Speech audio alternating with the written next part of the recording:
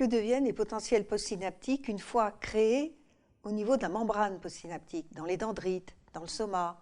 Comment se propagent-ils le long des dendrites et quel est leur rôle? Ici, on a représenté un neurone avec 2 synapses glutamatergiques afférentes et 2 synapses GABAergiques afférentes. Donc ces synapses libèrent du glutamate et ces 2 ici en bleu libèrent du GABA. Bien sûr, dans la vie réelle, il y a des milliers de synapses de ce type, mais on n'en a mis que quelques-unes. Celles-ci sont appelées axoépineuses car c'est une synapse entre une terminaison axonale et une épine dendritique. La 2 est appelée synapse axodendritique puisque c'est une synapse entre une terminaison axonale et le tronc dendritique. Et la 3, axosomatique, car c'est une synapse entre une terminaison axonale et une partie du soma. On enregistre ici en configuration cellule entière et en mode courant imposé pour enregistrer des changements potentiels. Donc on enregistre au niveau du soma. Et on suppose que toutes ces synapses sont actives à la fois. Ce qu'on enregistre, c'est ce qu'on appelle un PPS somatique mixte. On est à un potentiel d'environ moins 50 millivolts. Pour comprendre de quoi est composé ce potentiel dit mixte, on ajoute des bloquants. Si on met dans le milieu extracellulaire ici des bloquants de la transmission GABAergique, par exemple de la gabazine, on a un potentiel postsynaptique qui est de plus grande amplitude et qui est en fait un PPSE puisqu'il n'est dû qu'aux synapses glutamate.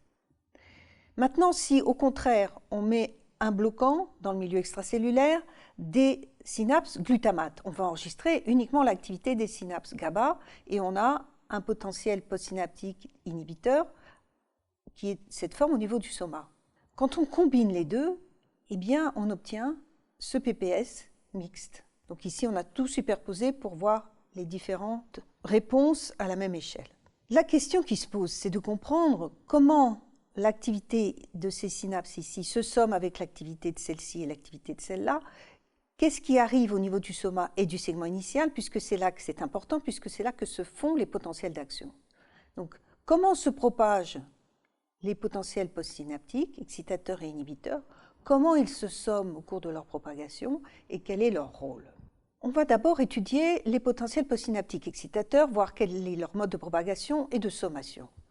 On enregistre ici au niveau d'une synapse. C'est assez fictif parce qu'enregistrer une seule synapse, c'est quand même très théorique. Donc ce que nous allons voir, c'est surtout de la théorie, mais qui a été vérifiée par des expériences qui sont faites au niveau du soma ou au niveau de troncs dendritiques un peu plus gros.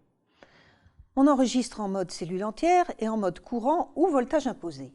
On obtient ces réponses. Donc si on est en mode courant imposé, vers moins 60 millivolts, on obtient un PPSE qui est de très faible amplitude, ici, qui est dû à l'activité de cette synapse. Ce PPSE, il est en fait dû à un courant glutamate sous-jacent, qui est un courant cationique. Donc là, en orange, on enregistre en mode voltage imposé, à un potentiel de maintien de moins 60 millivolts. On a un courant entrant, parce que souvenez-vous, à travers des récepteurs canaux du glutamate, il y a un courant entrant de charge plus, et il est bien entrant puisqu'on est très loin du potentiel d'inversion qui est à 0 millivolts. Donc ce courant entrant fait entrer des charges plus qui dépolarisent la membrane puisque l'intérieur devient plus positif que l'extérieur et on a donc une dépolarisation qu'on appelle PPSE.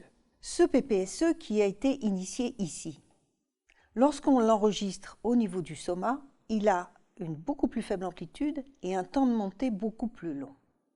Pourquoi? Ici, des charges plus sont entrées. Ces charges plus sont essentiellement portées par des ions sodium.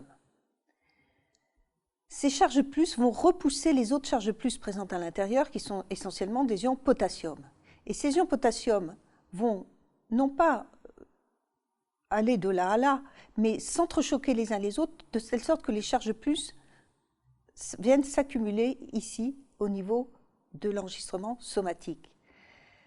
Mais ces charges plus, on en perd beaucoup dans le trajet parce qu'il y a des canaux ouverts, notamment des canaux potassium qui sont ouverts, même au potentiel de repos, et qui laissent sortir des ions potassium, donc on perd des charges plus. Ça explique que l'amplitude soit beaucoup plus faible à l'arrivée qu'au départ. Donc c'est une propagation qu'on dit passive parce qu'il n'y a pas besoin d'énergie, c'est juste une histoire de répulsion de charges entre elles, et décrémentielle puisque on a une amplitude qui diminue et un temps de montée qui s'allonge. Alors, nous avons vu qu'il y avait toujours beaucoup de synapses sur les dendrites. C'est rempli de synapses. Ici, on en a mis seulement 2. Lorsqu'elles sont actives à des temps rapprochés, qu'est-ce qui se passe? Est-ce que ici, au niveau de l'enregistrement, on enregistre la somme exacte de 2 plus 1, ou bien on enregistre autre chose? Ici, c'est l'enregistrement en courant imposé au niveau du soma. C'est donc ici, c'est le PPSE propagé jusqu'au soma que l'on enregistre. Le 2, c'est le PPS créé ici, propagé jusqu'au soma que l'on enregistre. Et en fait, quand les 2 sont actifs, on enregistre la somme des 1 plus 2. C'est ce qu'on appelle la sommation spatiale, puisque les 2 synapses sont sur des endroits différents des dendrites, ne sont pas du tout sur la même trajet pour aller au soma. Donc il n'y a pas d'interférence entre les 2 avant le soma. Et on dit qu'elle est linéaire puisque c'est une sommation géométrique. Il y a une autre forme de sommation qu'on appelle temporelle, c'est-à-dire que c'est la même synapse qui va être active plusieurs fois de suite. Donc cette synapse, on l'enregistre ici dans le soma, on enregistre son effet dans le soma. On a ici un enregistrement en courant imposé, à un potentiel de membrane proche du potentiel de repos. Et quand la première fois que la synapse 1 est active, on a un PPSE qu'on enregistre ici, qui a bien sûr diminué en amplitude du fait de sa propagation, mais on l'enregistre de cette façon. Puis, quand la synapse est de nouveau active, le PPC1 n'est pas terminé. Ça veut dire qu'en fait, la membrane n'est pas revenue à son potentiel de repos. On a un effet ici qui est plus petit que le premier, et quand elle est active la troisième fois, c'est encore plus petit. Pourquoi? Parce que la force électromotrice qui fait entrer les charges plus est plus faible puisque la membrane est dépolarisée. Si on mettait le potentiel d'inversion à 0 ici, puisque c'est un courant cationique, on voit qu'on se rapproche de ce potentiel d'inversion. Donc forcément, la force électrochimique est plus faible. Donc l'effet est plus petit. Et ici aussi. Cette sommation temporelle est non linéaire. Et comme ils arrivent décalés dans le temps, on voit ici 3 bosses.